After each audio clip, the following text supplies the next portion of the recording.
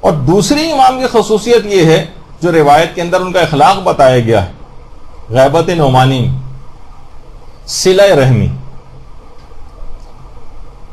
خود امیر المومنین علیہ السلام فرماتے ہیں کہ ہوا اوسعکم کہفا و آترکم علما و اوصلکم رحمہ. آپ کی پناہ گاہ بہت وسیع ہے، آپ کا علم بہت وسیع ہے، اور آپ بہت زیادہ صلہ رحمی کرنے والے. دیکھیے امام زمانہ کی سیرت اور کردار کے اوپر آپ کو عمل کرنا ہے نا، اور ارادہ کر رہی ہیں صلہ رحمی بہت زیادہ کرنی.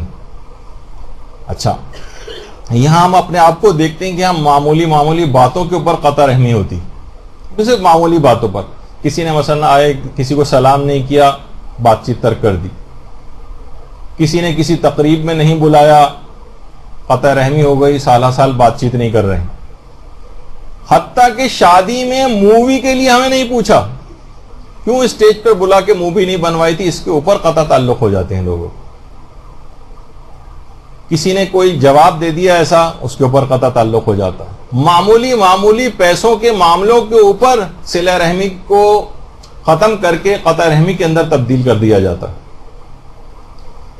تو باقاعدہ امام زمانہ کے متعلق آقا باقر شریف قرشی نے اپنی کتاب کے اندر ایک حدیث لکھی ہے کہ امام تمام اموال دنیا کو سامنے رکھ کر لوگوں سے کہیں گے دیکھو اس مال کو، اس کی وجہ سے تم نے لوگوں کے ساتھ قطع رحمی کی تھی. تھوڑے سے پیسوں کے اوپر تمہارا اختلاف ہو گیا، ساری زندگی کے لیے بات چیت بند کر دی. سامنے رکھیں گے مال کو اور کہیں گے دیکھو یہی وہ مال ہے جس مال کی وجہ سے تم نے لوگوں سے قطع رحمی کی تھی. اتنی اہم ترین چیز ہے کہ امام کی جو سیرت ہے وہ بہت زیادہ صلہ رحمی کرنے والے. تو ہمیں اگر امام کی سیرت کے اوپر عمل کرنا ہے تو امام کی سیرت پر عمل کا تقاضا یہ ہوگا کہ اب سے جتنے رشتہ دار ایسے ہیں کہ جن سے تعلقات ہمارے خراب ہیں، ان سے تعلقات کو بحال کرنے کی کوشش کریں. جن سے بات چیت بند کی ہوئی ہے، امام کی سیرت پر عمل کے ارادے کی وجہ سے اب ان سے بات چیت کرنا شروع کریں. آہستہ آہستہ اپنے گھر بلانا شروع کریں. یعنی ضروری نہیں کہ بالکل ہم پیالہ ہم نوالا ہو جائیں. ہمارے یہاں یہ بھی ایک تصور ہے کہ سوچتے ہیں کہ صلہ رحمی سے مراد ہے بس دن اور رات ان کے گھر پڑے رہیں، بار بار ان کے یہاں آئے جائیں اور گھنٹوں وہاں پہ بیٹھ کے وقت ضائع کریں. نہیں، یہ مراد نہیں. کم سے کم واجب صلہ رحمی کی حد تک کہ قطع رحمی نہ ہو، بات چیت بند نہ ہو، کچھ نہ کچھ ان کے ساتھ ملنا جلنا وغیرہ اس انداز سے رکھا جائے. تو آج ہی سے کیونکہ ارادہ کرنا ہے کہ ہمیں امام کی سیرت اور کردار کے اوپر عمل کرنا ہے، تو اس کے اندر صلہ رحمی کی طرف قدم کو اپنے آگے بڑھانا. امام خود کینے اور دشمنی کے سخت خلاف ہیں. روایات میں جملہ ہے کہ امام زمانہ کی جب حکومت ہوگی تو لوگوں کے دلوں سے کینہ نکل جائے گا. کینے کو امام ختم کریں گے، اور اس طرح جب کینہ نکلے گا تو اس طرح ان کی حکومت میں رہنے والے افراد کے درمیان سے اختلافات کا خاتمہ ہو جائے گا. کہ اصل میں کینہ اور دشمنی اور ایک دوسرے کے لیے جو دلوں میں ہم نے برائیاں پال کے رکھی ہوئی، یہ اختلافات کی ایک بہت بڑی وجہ. تو جب کینہ دلوں سے ختم کریں گے امام آ کر، امام کی سیرت یہ ہے، تو پھر اختلافات بھی ختم ہو جائیں گے. اور ہمیں ارادہ کرنا ہے کہ امام کی سیرت کے اوپر عمل کریں گے، تو اس لحاظ سے ہمیں اب سے ہی روزانہ اگر ہم یہ سوچیں کہ جن سے بھی رشتہ دار ایسے ہیں، عموماً دیکھا جائے تو بدقسمتی یہ کہ زیادہ تر آپ کو کینہ محسوس رشتہ داروں ہی سے ہوتا ہے. شاید کہ دشمنان اہل بیت سے بھی اتنا زیادہ نامعلوم اگر آپ اپنے دل کو ٹٹولیں تو اتنے خلاف آپ نہیں ہوں گے جتنے اپنے بہت سے مومن رشتہ داروں کے خلاف ہو جاتے ہیں. تو کینے کو ختم کرنے کا ایک ہی نسخہ ہے کہ روزانہ اس شخص کے لیے جس کے لیے بھی کینہ پایا جاتا ہے اس کے لیے دعائیں خیر کرنا شروع کر دیں. نماز میں جو آپ اس کے بعد دعائیں مانگتی ہیں نا، ایک دعا اس کے لیے رکھ دیں.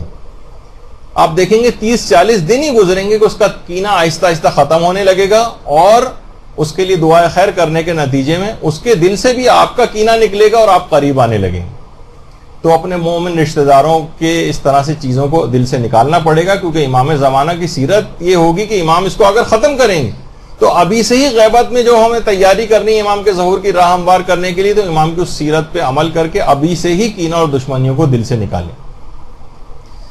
اچھا، اب مسئلہ یہ ہے کہ جب کینہ نکلے گا، دیکھیے ہمارے ساتھ ہوتا کیا ہے کہ ہم زیادہ تر افراد ایک دوسرے سے ہر وقت شاکی رہتے ہیں. گھر ہو، مسجد ہو، مدرسہ ہو، کوئی ادارہ ہو، سب کو کچھ نہ کچھ ایک دوسرے سے کینہ رہتا ہے, شاکی رہتے ہیں, یہ نہیں ہونا چاہیے. تو ظاہر ہے کہ جب امام آئیں گے تو اخلاق لوگوں کا کمال کی طرف جائے گا, عقلیں اپنی کمال کی طرف جائیں گی, تو یہ تمام چیزیں رہ نہیں پائیں گی پھر.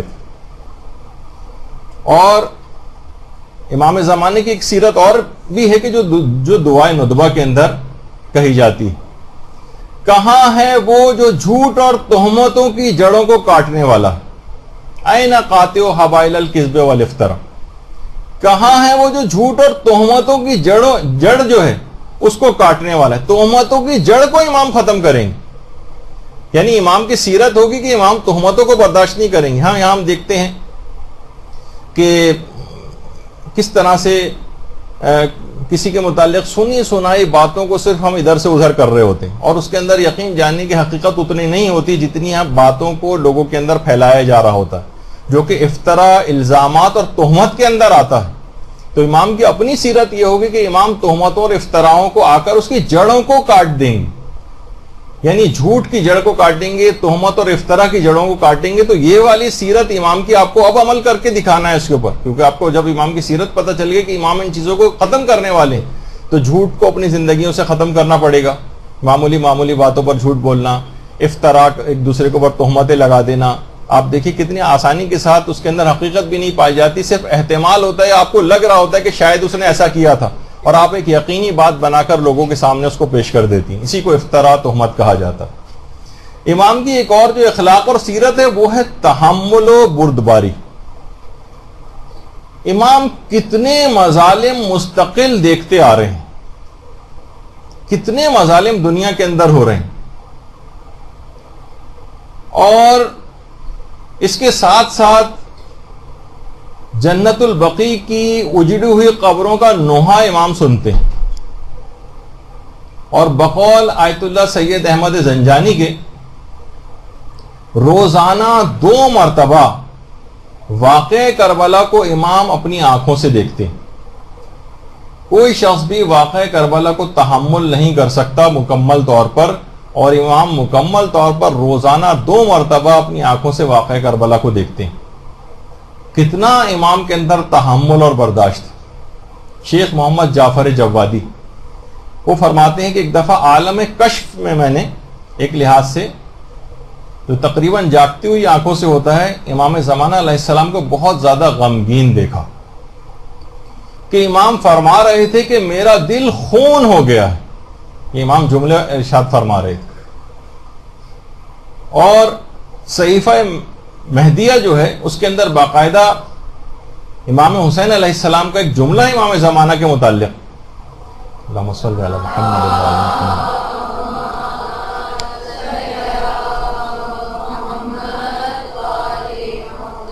کہ مہدی اپنے دور کی مظلوم ترین شخصیت ہوگا, مظلوم ترین شخصیت. تو اب امام کی اس مظلومیت اور غم و حزن کے سلسلے میں اولین ضرورت تو پہلی یہ ہے کہ اپنے کسی عمل سے امام زمانہ علیہ السلام کو مزید غمگین نہ کیا جائے. دیکھیے امام پہلے ہی اتنے غمگین ہیں, ان کا دل خون کے آنسو ہر وقت رو رہا ہوتا ہے,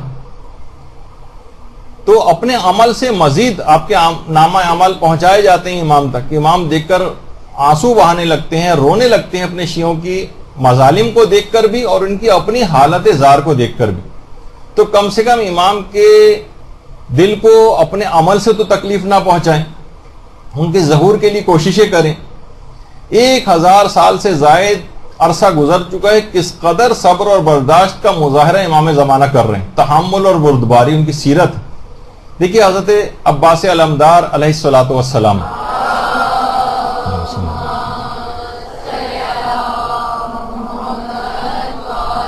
روز عاشور ایک دن قیام کی اجازت نہیں ملی تھی. آج تک اس کا تذکرہ ہوتا ہے حضرت عباس کا کہ ان کو قیام کرنے کی, ان کو تلوار چلانے کی امام نے اجازت نہیں دی تھی.